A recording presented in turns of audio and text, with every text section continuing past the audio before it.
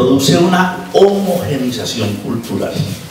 Y esa homogenización cultural es la homogenización que se produce fundamentalmente a través del eurocentrismo y americano, es decir, norteamericano. Es decir, una visión del mundo que explica el mundo desde la visión euro-norteamericana. Yo siempre, cuando hay tiempo de eso, pero les recomiendo ahí, miren bien el mapa de Peters. El mapa de Peters es un buen ejercicio para ver cómo la organización del espacio del mundo fue hecho desde esa mirada cultural y organiza el mundo desde esa mirada. ¿Por qué? Porque produce una lectura en donde el mundo es interpretado desde esa cosmovisión. Y entonces, al ser interpretado desde esa cosmovisión, esa segunda homogenización. Asistimos acá, y esto creo, este punto daría nomás para una charla muy larga, asistimos al intento de la tercera homogenización de Occidente. Para acabar como de cerrar ahora sí la manera como va a producir su control. Y es la homogenización de la educación. Y esa homogenización de la educación se está realizando a través de un sistema transnacionalizado de estándares y competencias, con sus consecuencias en las pruebas PISA, etcétera, etcétera, etcétera, que no tenemos tiempo de desarrollar. Y entonces el buen vivir en alguna medida comienza a ser un lugar donde cuestionamos las dos homogenizaciones que ya se han producido y cuestionamos la tercera homogenización que está en marcha. Es una educación única para el mundo, porque el mundo no es sino uno y el mundo global es uno. Y entonces aquí comenzamos a encontrar nuevas claves para la lectura. Yo acabo de escribir un texto para una revista internacional sobre este tema específico de buen vivir y educación, cuestionando ya las miradas de la educación, que los que están interesados se la podemos pasar. Y hay otro textico que muestra cómo se está produciendo eso en los últimos 30 años, después de que mi censor oficial lo lea y me lo cuestione, Tiberio, entonces lo podemos pasar al resto del público para entonces, digamos, esa es la visión de general. Yo voy a hacer esta intervención como en 3 momenticos. Uno, voy a hacer una presentación, pero vamos a ir haciendo unas lecturitas de este texto, que es un texto que de una colección de textos críticos de este tiempo, de una colección que yo dirijo, vamos en 18 títulos, y es mostrar cómo, interpretado desde otro lugar, los grandes temas del mundo hoy toman otra forma. Y este texto es escrito desde 2 lugares, un poco alguien que asesoró al gobierno de Ecuador en lo del buen vivir, muy cercano a Costa, y Noel Aguirre, el viceministro de Educación de Pedro Ortiz. Yo voy a ir conversando y en algún momento vamos a ir leyendo algunas cosas, porque parte de los problemas es que cuando nosotros somos tan ocupados, muchas de las cosas que nos entregan en estos eventos no tenemos tiempo de leerlas. Entonces vamos a aprovechar aquí un poquito el tiempo para tratar de leer algunas cosas que ustedes después se entusiasmen para leer. Pero necesito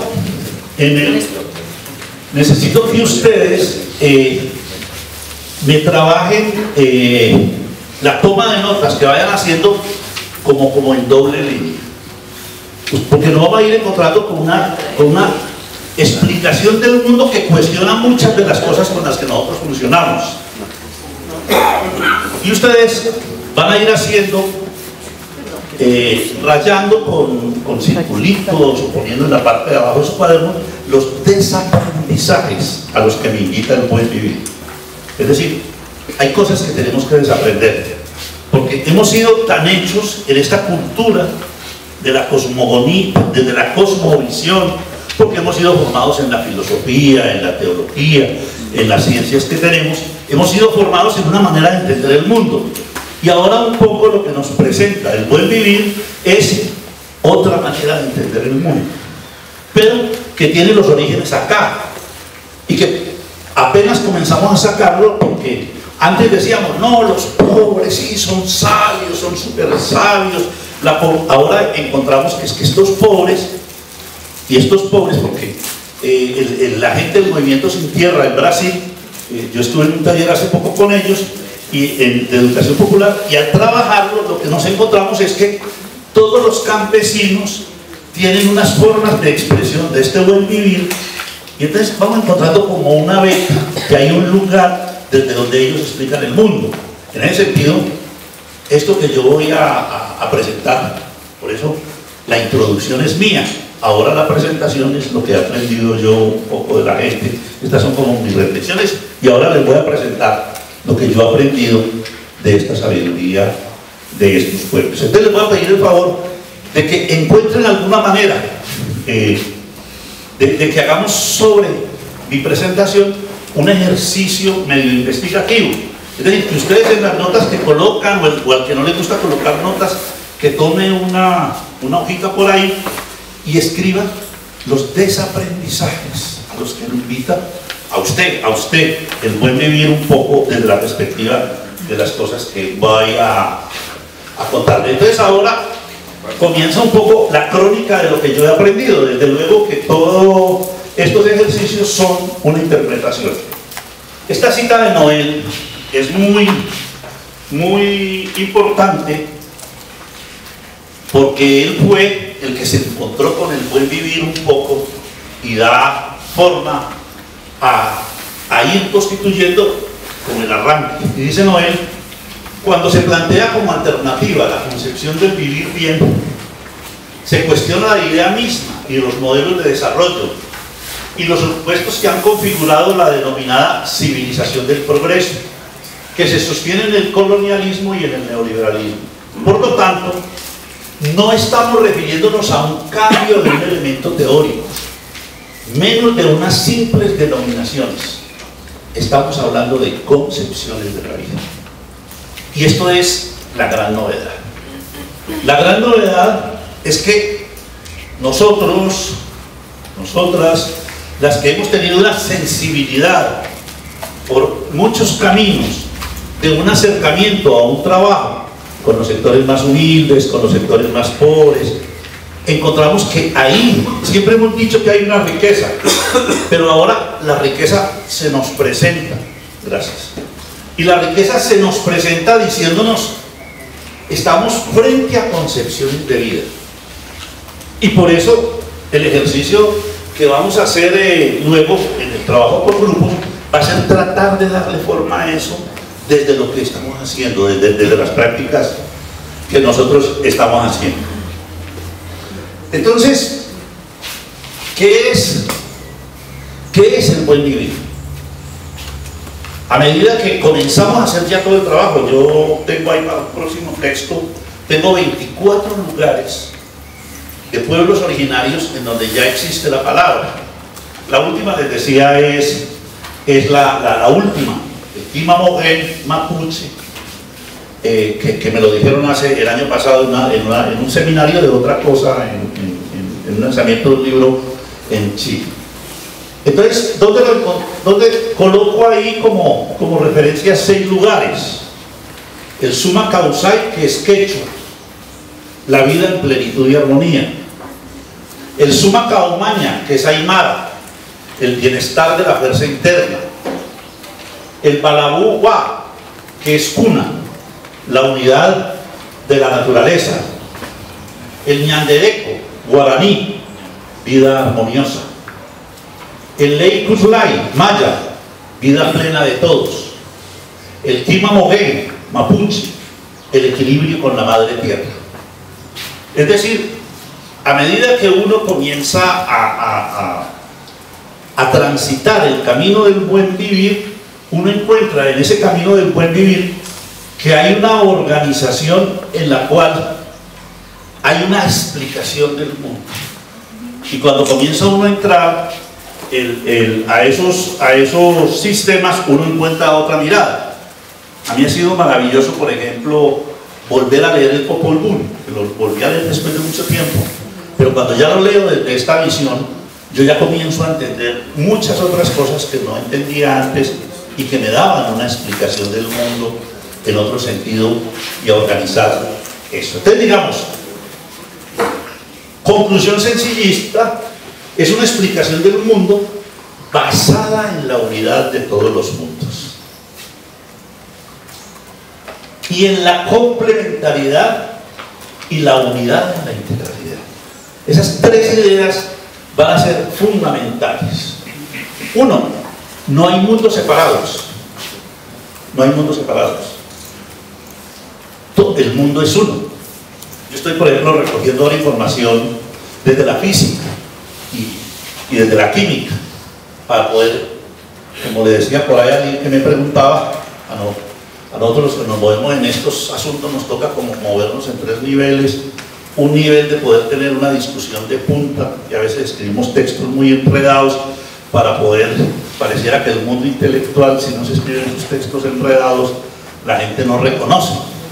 Y ahora estoy escribiendo unos textos de eso para mostrar cómo lo humano está constituido de una serie de características del polvo cósmico. Es decir, en nosotros está, en el cuerpo humano, está todo el cosmos. Tenemos elementos, que eso espiritualmente se vuelve muy rico, porque eso destroza toda la idea del materialismo clásico del 18 y lleva a unos replanteamientos bien interesantes. Entonces, lo que nos está diciendo es que todos somos esa unidad del mundo y que por eso no hay nada ni nadie que sobre en el ejercicio. Es el daño que hacemos el que va a permitirnos. Dice que se sentó a escucharlos y que le tocó escucharlos toda la semana.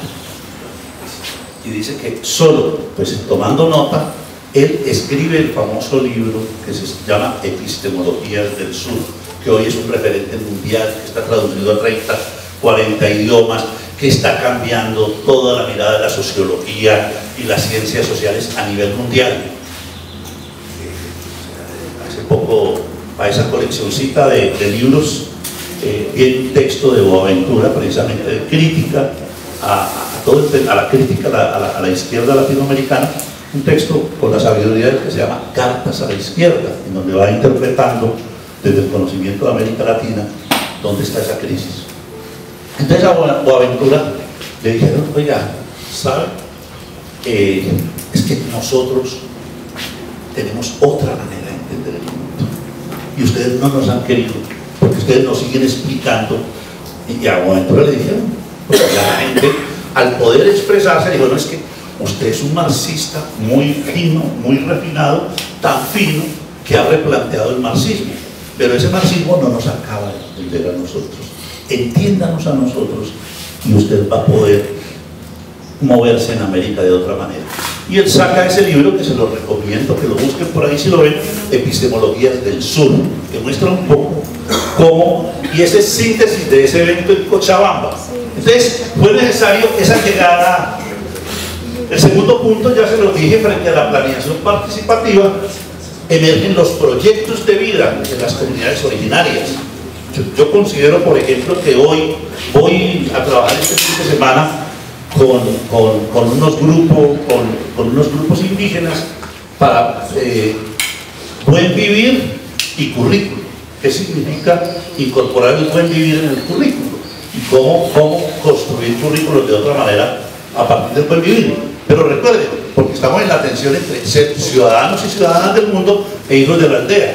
No estamos haciendo esto para volver ahora entonces antes de Abya. No, tenemos que actualizar esto y cómo lo actualizamos. El tercer elemento es que visibiliza las cosmogonías y la manera como estas se hacen práctica en la vida de los territorios. Y este va a ser uno de los lugares más potentes desde donde estamos discutiendo la dirección transnacional de la educación. Es decir, una educación de estándares y competencias hechas afuera, organizadas y comunes para todo el mundo, que desconocen las particularidades de los territorios. Y ahí estamos trabajando muy fuerte toda la idea de capacidades. Les contaba algunos, el proyecto de Fe Alegría, por ejemplo, a nivel mundial, es reestructurado hoy desde las capacidades, ya en una lectura que intenta tratar de elaborar algunos de estos elementos. Su expresión práctica son los planes de vida colectiva, dar lugares a los saberes, la espacialidad, los territorios como la matriz de la comunidad. Esto es lo más bonito. Cuando hablábamos con Pancho y Beto sobre qué pudiera ser la conversación, el replanteamiento al que estamos asistiendo de la idea de comunidad es bellísimo. Porque en los lugares de la mirada clásica de la globalización es que ya la nueva comunidad es la red, ¿no? O sea, desde esta mirada hay un cruce que acoge la tecnología, la endogeniza y reconstruye comunidades y sentidos en los usos prácticos de la gente, en la manera como la gente la hace, porque no es negar la tecnología, sino es integrarla de otra manera desde las particularidades de los territorios. Y ese punto de constituye un nuevo escenario público en la medida en que esto comienza a organizar. ¿Cuáles son sus principios? Sus principios son: uno, la naturaleza es un ser vivo en un mundo en donde todo es vida, porque su existencia la constituye, por ejemplo, los elementos inertes. Anécdotas que son las que más explican. Un día estábamos en un foro en La Paz, estaba el presidente del Sindicato de Maestros Urbanos de La Paz, que es un trotskista, Lora, y estábamos en un foro con el ministro, y el ministro cuenta todo lo del buen vivir, cómo están construyendo el proyecto curricular, y el ministro dice, es que tenemos que cuidar todo, porque todo es vida. Entonces él dice, por ejemplo, las piedras están vivas. Lora, pues, bien marxista, bien trotskista, me codea, estamos en la mesa, 3.000 personas, y dice, oye, estos están locos. Este hombre no sabe la diferencia entre el reino natural, el reino animal y el reino vegetal. Estos hombres están volviendo a la ignorancia. ¿Claro? Cambiada la lógica, la unidad hace que todo sea vida, y que en alguna medida la vida tome otras características, deje de ser la vida entendida en el sentido clásico, que son formas menores de lo humano, sino que son formas en las cuales son complementarias para la construcción de lo humano. El segundo principio es que la relación de lo humano y la naturaleza es una unidad. Como ha dicho, que la primera es de seres vivos, la sociabilidad es con toda la naturaleza. Por eso nosotros nos vamos a encontrar con la Pachamama. La Pachamama hoy en la elaboración no es solo la madre tierra en el sentido clásico, sino es la madre de la vida. Y la madre de la vida que le da una unidad a todos quienes estamos en la vida. Y me exige construir integralmente ese sistema. Pero es la sociabilidad. Es decir, estamos en sociabilidad con el árbol, estamos en sociabilidad, para colocarlo en el caso extremo, con la piedra, estamos en sociabilidad entre nosotros. Es decir, si yo miro integralmente esa naturaleza, allí me voy a relacionar de otra manera. Tercer elemento, el saber y el conocimiento coexisten en toda cultura, de una manera integral, dando forma a procesos indivisibles en esta materia. Esto es para mí de lo más interesante, porque significa esto: toda cultura tiene saberes y conocimientos, todo. Pero además hay conocimientos, como los conocimientos que enseñamos en la escuela, que es una forma de conocimiento, que es la ciencia moderna, que se vuelve dominante por ciertas características y que considera que es la única manera de conocer. Ahora aparecen las nuevas, otras formas del conocimiento, las nuevas maneras de conocer, y en ese sentido todas están integradas. Entonces el saber no es una forma menor del conocimiento, sino que en toda cultura existen saberes, existen conocimientos, y ahí se da una de elaboraciones bien bonitas en estos momentos. Ya uno comienza a encontrar mucho sobre distintas formas del conocimiento. Por ejemplo, hay unos estudios, cuando comenzamos a entender esto ya en un sentido más amplio, en esta coleccioncita, que es un poco de todos esos puntos críticos que van saliendo de ahí, en estos momentos están terminando uno sobre física cuántica y están trabajando uno de medicina alternativa. El médico que está trabajando de medicina alternativa, que es un médico en China, especialista, médico pero en China, que ha trabajado también osteopatía y esto, él viene mostrando, porque ya tiene borradores, viene mostrando cómo toda la medicina occidental estuvo fundado en un principio bioquímico, y cómo toda la medicina oriental está fundada en un principio biofísico. Entonces dice, por eso los dos son complementarios. Si los dos trabajaran más unidamente, le haríamos menos daño a las personas. Pero el médico bioquímico, como es el que está legalmente constituido, él dice, eso no es ciencia, eso de allá es chamanería, eso no funciona, tenemos muchas experiencias de ese tipo. Pero lo que dice en este texto que está escribiendo, es que son complementarios, porque el uno tiene un principio biofísico y el otro tiene un principio bioquímico. Y él explica muy bonito, en algún momento dice, tenemos 3.200 millones de hélices químicas, hay 5 millones diferentes hasta con mis hermanos, por eso yo no puedo hacer el mismo tratamiento para todas las personas. Es decir, el principio químico me lleva por un lado, pero el principio físico me lleva por otro, pero el principio biológico produce la integración. Entonces, cuando estamos hablando de eso, es esto: el saber y el conocimiento coexisten, y coexisten y van encontrando sus formas de complementariedad. Y el último principio es que lo espiritual y lo estético constituyen la armonía con la naturaleza, somos unidad. Esto es muy bonito porque el principio espiritual está ligado a la unidad, y es una relación entre lo espiritual y lo estético que hace que la naturaleza toda tenga una unidad, lo humano y la naturaleza se hacen la sociabilidad, y el saber y el conocimiento sean las formas de explicar esas maneras de organizarse.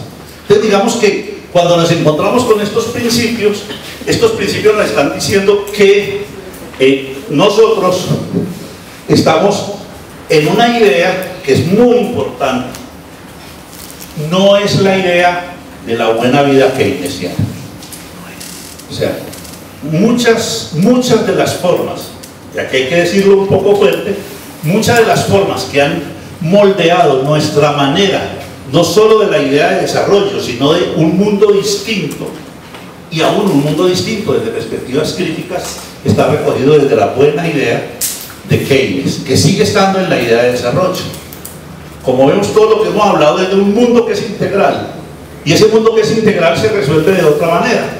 Decía Keynes que la buena vida estaría garantizada, y cómo en la investigación, y cómo hoy, para poder darle lugar a todas estas formas de buen vivir, pero también a los saberes de la gente, necesitamos hacer una forma de investigación que sea capaz de investigar las prácticas. Y lo que se llama la experiencia, que es la explicación de las prácticas. Y entonces ahí nos encontramos con este asunto. Enseguida no voy a desarrollar, sino es un poquito para que lo vean. Pero decía que la reacción de Occidente a este mundo, a esta explicación del mundo solo racional, tiene que ver un poco como reacción a todo el medioevo. texto que decía que estaba escribiendo, hay una línea de la crisis. O sea, cuando lo físico comienza a ser más importante, cuando lo natural, lo material comienza a ser más importante, en el momento en que surge al interior de algunos planteamientos humanistas la crítica a que el mundo no era solo la visión metafísica del mundo, sino que había una explicación del mundo físico, y que el mundo físico no tenía esos elementos y esas orientaciones. Entonces comienzan a colocarle las propiedades al mundo físico y a negarle las dimensiones al otro mundo. Por eso en la síntesis, cuando uno hace el método se convierte tan importante en la ciencia occidental, y la descalificación a todos es que usted no es científico, es que usted no hace el método científico, y se termina solo validando un método, y un método que tiene un posicionamiento, pero es un método fundamentalmente para ver lo físico, a través de la razón. Y entonces ahí surgen todas esas separaciones: sujeto, objeto, ciencias sociales, ciencias naturales. El mundo comienza a ser fragmentado, pero es una fragmentación que organiza el poder en alguna medida para poder explicar el lugar en donde él se vuelve dominante. La segunda tensión bien fuerte es entre conocimiento y saber. Derivado de esa forma de conocer, a nosotros nos han dicho: lo que no se explique por el método científico y por vía de la investigación del método, no existe. Si usted no puede aplicar las características del método científico a la manera como usted produce, eso no existe. Por eso hemos llegado, yo digo que es muy curioso, hoy los economistas hablan de la economía como una ciencia objetiva, y los físicos se ríen de ellos. El profe que está escribiendo el textico de física cuántica se burla todo el día de eso, porque me dice: estos son unos magos. Nosotros, que somos la reina de las ciencias, porque es la más matematizable, ya nos abrimos de que lo nuestro es verdad absoluta, y ahora los economistas se montaron en eso que ya ni nosotros reconocemos, porque nuestra matematización es insuficiente, porque no es lo mismo explicar el mundo desde la física a otros, cómo los tienen ustedes, cómo se dan. Entonces esto viene desarrollando cosas muy bonitas. Les mencionaba lo del médico pero por ejemplo hoy, hace poco en Brasil, en Fortaleza, se hizo un seminario mundial de biología no clásica. Llegaron 2000 personas, me decía Carlos Rodríguez Brandao, que es un biólogo que está en cosas.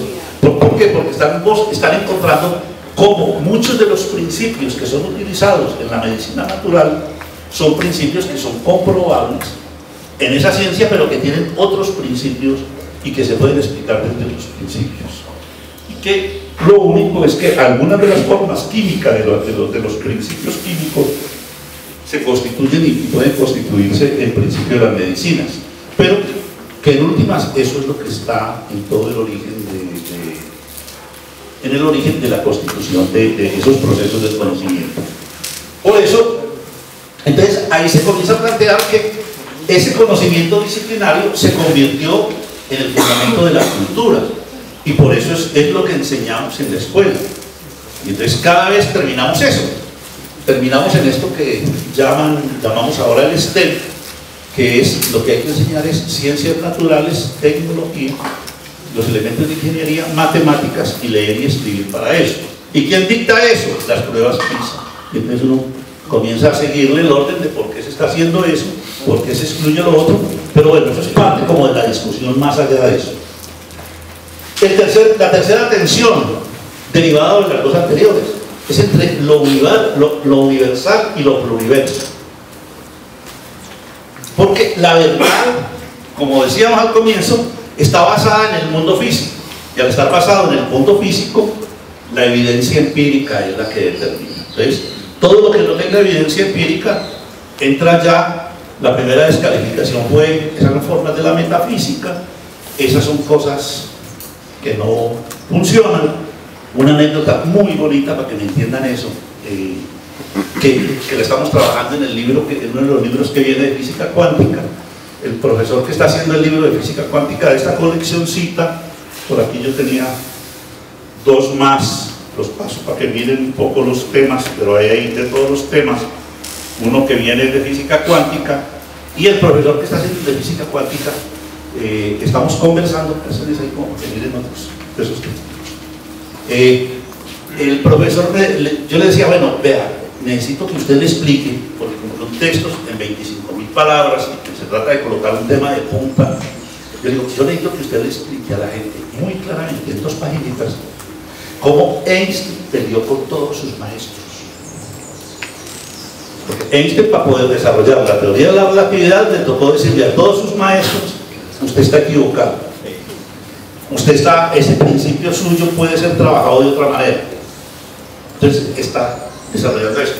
Pero luego me tocó decirle, ahora necesito que usted desarrolle en el texto también 2 paginitas en donde explique por qué Einstein no pudo entender los desarrollos de la física cuántica. Entonces, Einstein se murió sin reconocer la física cuántica. Pues, porque hay un elemento que se llama el túnel cuántico, y es que 2 elementos antes se consideraba que tenían que tocarse para transmitirse energía, y entonces el túnel cuántico dice que hay un espacio que supuestamente es vacío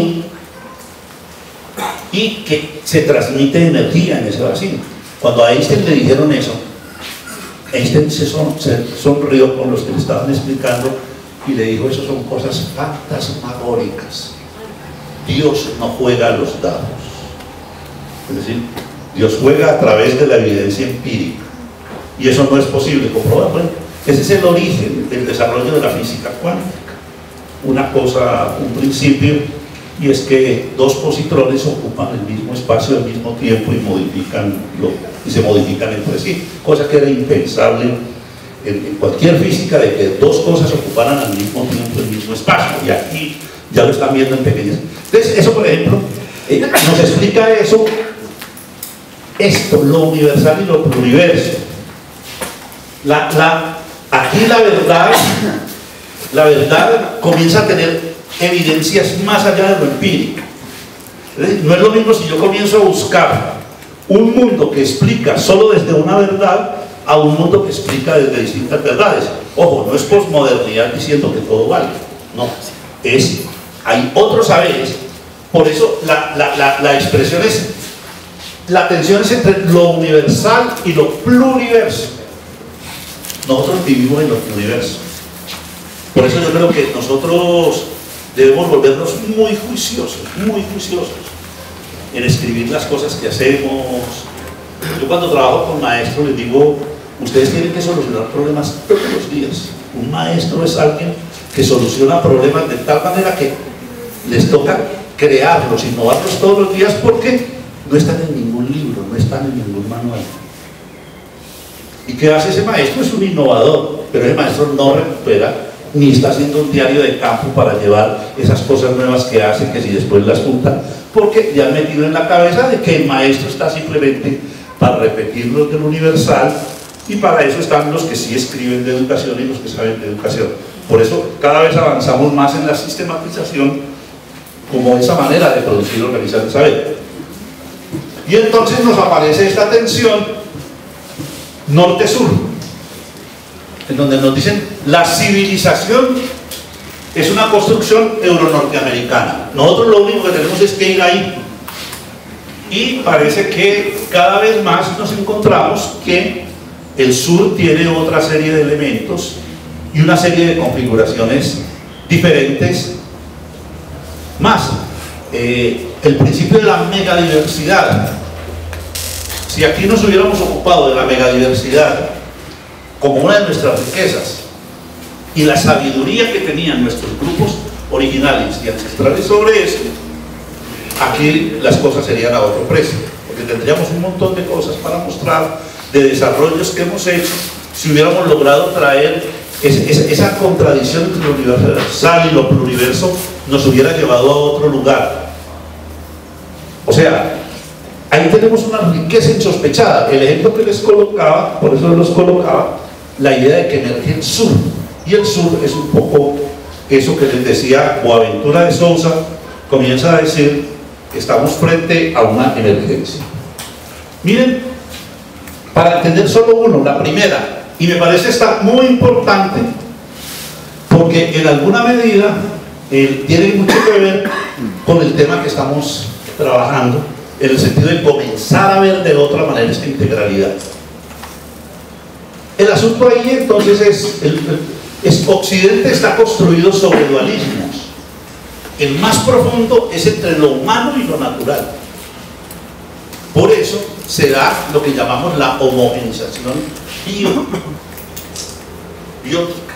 Y esa homogenización biótica es que la naturaleza es puesta al servicio de esa ciencia, de ese conocimiento. Entonces, pero además con una idea del ser humano como el rey que puede hacer con la naturaleza lo que quiere, porque él es el superior, es el de la razón, y entonces puede determinar esa naturaleza. Y esos dualismos están acá planteados en el sentido de cómo se ven un poco en Occidente y cómo los ve el buen vivir cuando ya comenzamos a avanzar en la lectura del buen vivir. El primero es que en Occidente el predominio es de la razón y el individuo. En el buen vivir, lo humano es solo un escalón en las formas de la vida, uno más. Por eso estamos pasando de un paradigma antropocéntrico a un paradigma biocéntrico. No es solo, esto es bien interesante, no es solo por las razones de las cumbres del medio ambiente, no, esta conciencia que comienzan a hacer estos grupos va a romper de otra manera el segundo elemento de esa separación es en donde la razón está separada del mundo, sujeto-objeto. Es decir, mientras, entonces allá está el sujeto, la naturaleza es sujeto, y entonces yo ahora sí hago el control de ella por medio de la razón, y al hacer el control de ella, entonces, como yo soy el que mando, el otro le dice no. El papel le dice, estamos frente a un sistema integral de relacionamiento. Esto, por ejemplo, si comenzamos a ver, la idea de solidaridad deja de ser una idea solo con lo humano, pero comienza a ser con un humano que es distinto leído y comienza a ser más integral. La tercera característica de ese dualismo es que se produce un dominio y control sobre los otros seres vivos en Occidente, es decir, la homogenización biótica es yo controlo, yo domino. Entonces hay que explotar la naturaleza hasta las últimas circunstancias. Todo lo que estamos viendo en la megaminería tiene que ver con esto. Estamos peleando con la megaminería, pero no estamos entendiendo los asuntos de la megaminería.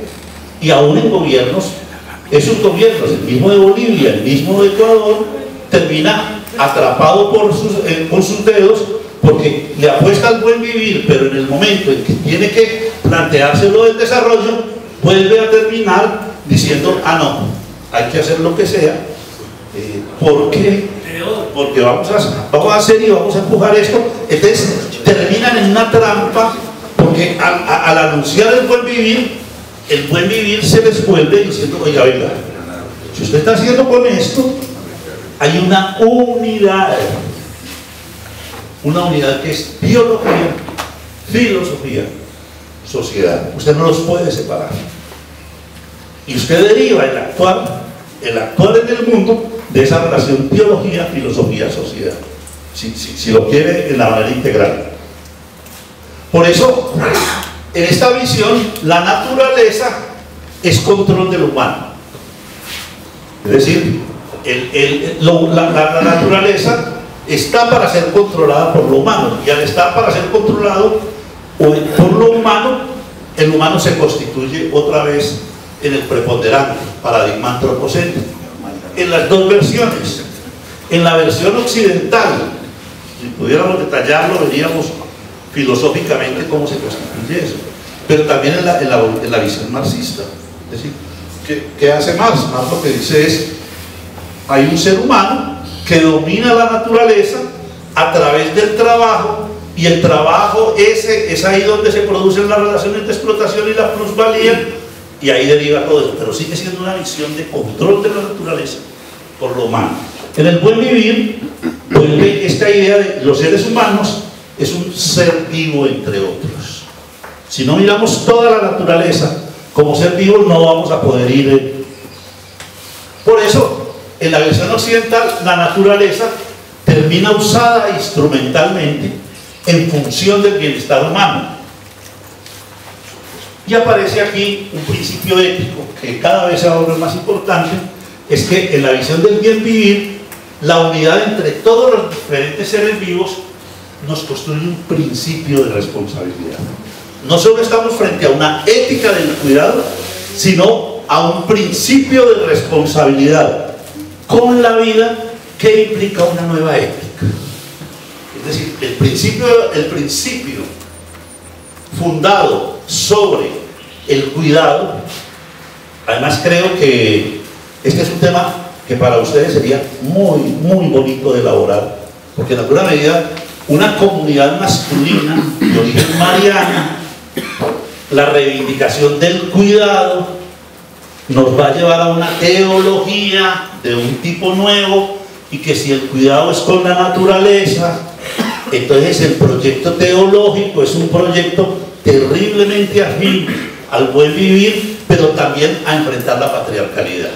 Es decir, no es solo un proyecto por María, sino es un proyecto a través de María, del buen vivir, que me implica enfrentar las formas de control, y es la producción desde la organización femenina del cuidado, me lleva necesariamente a pensar lo femenino, y desde lo femenino construir el cuidado, la responsabilidad, lo cual implica teológicamente otro lugar no patriarcal.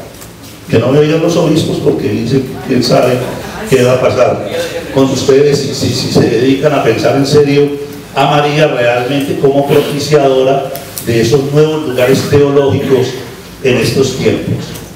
Y lo que ya he dicho varias veces, estamos en la salida de un paradigma antropocéntrico en camino de un paradigma biocéntrico. Ojo que cuando lo planteamos así no es que, sino estamos frente a una nueva manera de ordenar el mundo, de organizar el mundo. Eso, por ejemplo, replantea la solidaridad, cómo la venimos, y sobre todo la solidaridad del dar, y nos construye una solidaridad fundada en una ética del cuidado y de la responsabilidad. Y me dice, no, es que Occidente ha tenido un problema al constituir el mundo. El mundo siempre está en el futuro, pero en nuestras comunidades el futuro está en el pasado. Es decir, es desde el pasado, es desde la unidad de ese mundo donde se constituye. Entonces vivimos en la carrera loca del futuro, pero el futuro está en el pasado. Y eso es un principio que a mí me parece profundamente sabio, porque es que si yo no tengo un pie en la tradición, no soy capaz de repensar estas cosas. Y eso es un poco lo que nos dice Aníbal. América Latina fue el espacio original y el momento inicial de formación del capitalismo colonial moderno. Hoy es por fin el centro mismo de la resistencia mundial y la producción de alternativas contra ese patrón de poder. Es decir, todo esto inaugura una manera nueva de pensarnos desde acá. El peligro es que ahora entonces nosotros volvamos otra vez el pensamiento hegemónico a la manera de los otros. Por eso el principio de la complementariedad, fundado en la ética del cuidado y la responsabilidad, se nos vuelve fundamental. Muchas gracias.